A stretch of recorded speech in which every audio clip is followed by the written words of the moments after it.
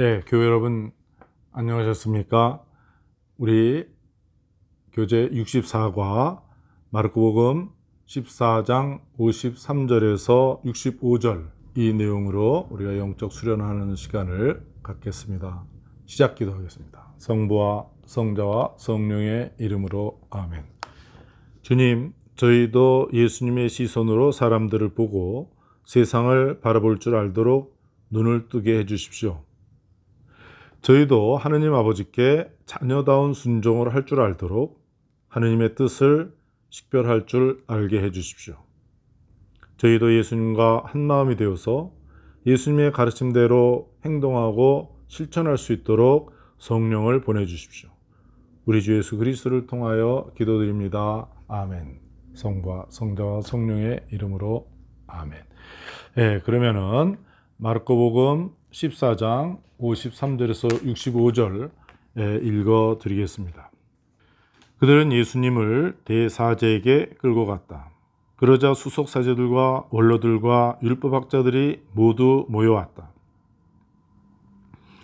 베드로는 멀찍이 떨어져서 예수님을 뒤따라 대사제의 저택 안뜰까지 들어가 시종들과 함께 앉아 불을 쬐고 있었다. 수석사제들과 온 최고의회는 예수님을 사형에 처하려고 그분에 대한 증언을 찾았으나 찾아내지 못하였다. 사실 많은 사람이 그분께 불리한 거짓 증언을 하였지만 그 증언들이 서로 들어맞지 않았던 것이다. 더러는 나서서 이렇게 거짓 증언을 하기도 하였다. 우리는 저자가 나는 사람 손으로 지은 이 성전을 허물고 손으로 짓지 않는 다른 성전을 사란에 세우겠다고 말하는 것을 들은 적이 있습니다. 그러나 그들의 증언도 서로 들어맞지 않았다.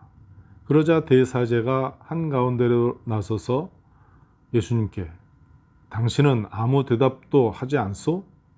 이 자들이 당신에게 불리한 증언을 하는데 어찌된 일이오? 하고 물었다. 그러나 예수님께서는 입을 다무신 채 아무 대답도 하지 않으셨다. 대사제는 다시 당신이 찬양 받으실 분의 아들 메시아요? 하고 물었다. 예수님께서 대답하셨다. 그렇다. 너희는 사람의 아들이 전능하신 분의 오른쪽에 앉아 있는 것과 하늘의 구름을 타고 오는 것을 볼 것이다. 그러자 대사제가 자기 옷을 찢고 이렇게 말했다. 이제 우리에게 무슨 증인이 더 필요합니까? 여러분도 하느님을 모독하는 말을 듣지 않았습니까? 여러분의 생각은 어떻습니까?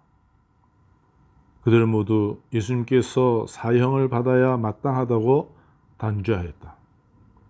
어떤 자들은 예수님께 침을 뱉고 그분의 얼굴을 가린 다음 주먹으로 치면서 알아맞혀 보아라 하며 놀려대기 시작하였다.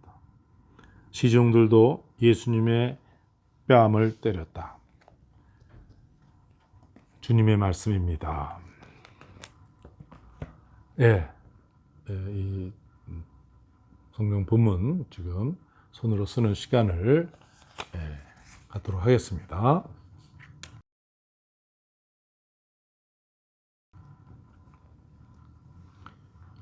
수고하셨습니다.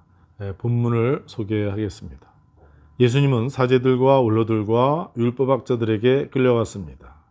사람들은 예수님이 예루살렘 성전을 사흘 만에 다시 짓겠다고 장담했다는 이유로 사형에 처하려고 불법적인 재판을 진행하고 있습니다. 자신들은 전혀 이해하지 못했던 예수님의 파스카 신비, 그러니까 성전을 사흘 안에 다시 세우겠다는 이 신비로서 예수님을 죽이려고 합니다. 대사제는 예수님께 당신이 찬양 받으실 분의 아들 메시아요? 라고 묻습니다. 예수님께서는 다니엘 예언서를 인용하여 메시아이심을 긍정하십니다. 그래서 그들은 예수께서 하느님을 모독한다고 사형을 주장하였습니다. 이제 사람들은 예수님을 조롱하고 시종들도 예수님에게 폭력을 가했습니다. 되새김 있어서 이제 먼저 관찰입니다. 예수님을 제거하려는 무리들은 예수님께 올가미를 씌우기 위해서 예수님의 말씀을 인용하며 거짓말을 하였습니다. 예수님께서 죽으시고 부활하심으로써 우리를 구원하신다는 사실 때문에 예수님은 찬양받으실 하나님의 아들 메시아라는 사실 때문에 사형으로 몰리고 있습니다.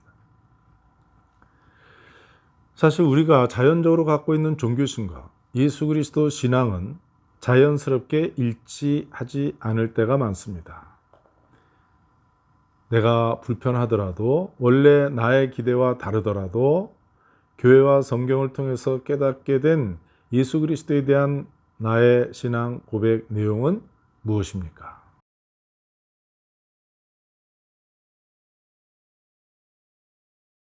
사람들은 어떻게 교묘하게 거짓말로써 나를 고통과 파멸로 빠뜨립니까?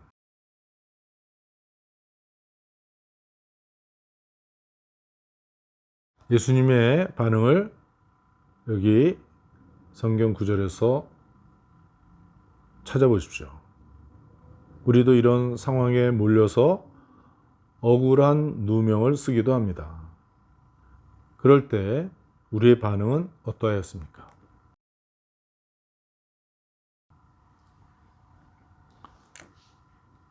네, 식별. 예수님께서는 인간을 구원하는 길을 꿋꿋하게 가고 있습니다. 하느님 아버지와의 깊은 일치 속에서 그 길을 깨달았기 때문입니다.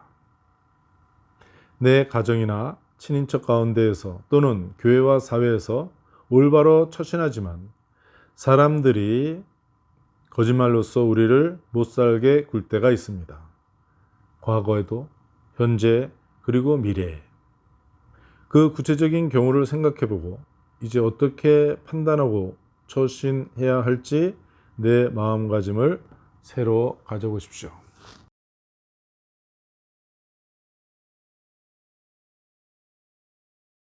우리도 자신의 정체성과 사명에 대한 질문을 받을 때 더욱 적극적으로 자신을 이해하는 배짱도 있어야 하겠습니다.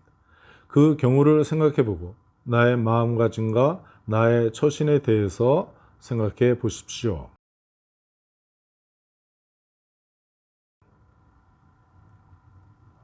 네, 실천입니다. 대사제 무리에 둘러싸이고 제자들은 외면하는 가운데 예수님은 홀로 계시면서 14장 54절에 보면은 베드로는 시종들과 함께 앉아 불을 쬐고 있었다. 그런 가운데 예수님 자신이 예견한 대로 파스카의 길을 피하지 않고 꿋꿋하게 가고 계십니다. 내가 홀로 버틸 때 가정이나 사회, 때에 따라서는 교회에서 주님과의 보다 긴밀한 일치 속에서 진리의 길을 꿋꿋하게 갈 수 있지 않겠습니까? 혼자의 힘으로는 절대로 불가능합니다.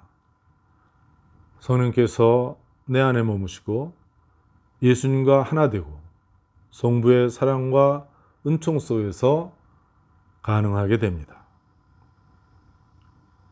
과거와 현재의 나의 구체적인 상황을 살펴보고 각오를 다짐해 보십시오.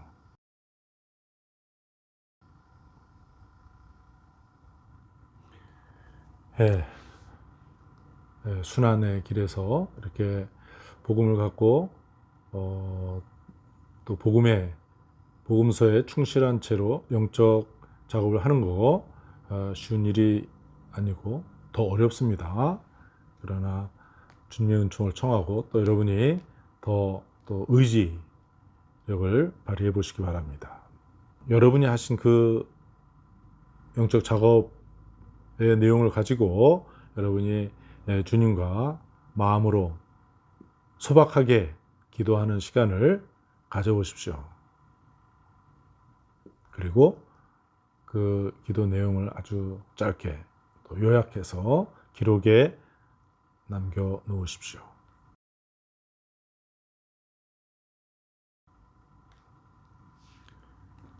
네, 수고하셨습니다. 영광송으로 마치겠습니다. 영광이 성부와 성자와 성령께 처음과 같이 이제와 항상 영원히 아멘. 성부와 성자와 성령의 이름으로 아멘. 네, 수고하셨습니다. 안녕히 계십시오.